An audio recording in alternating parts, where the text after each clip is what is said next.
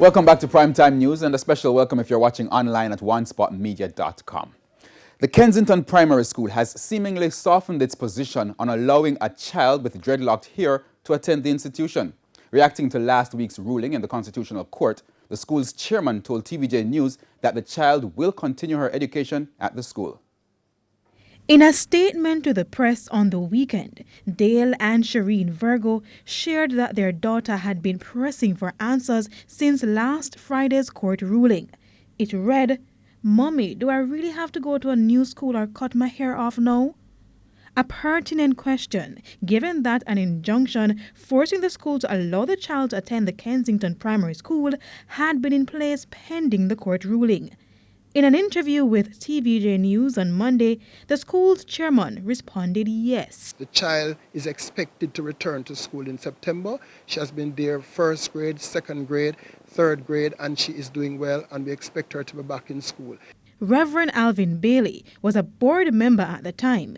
He says the school he now leads does not promote discrimination. Culture is varied, and culture has many nuances to it and practices to it. And some persons even call, some things culture that are unacceptable at just about even in their homes. I'm saying that the school regulations and rules remain the same.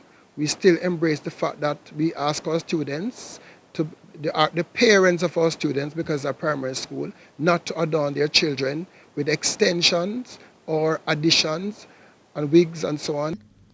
Interestingly, in their statement, the Virgos stated, "Since our horrible and traumatizing experience 2 years ago with then principal and the school board, the school has been under new management that seems to be much more harmonious and nothing like the previous."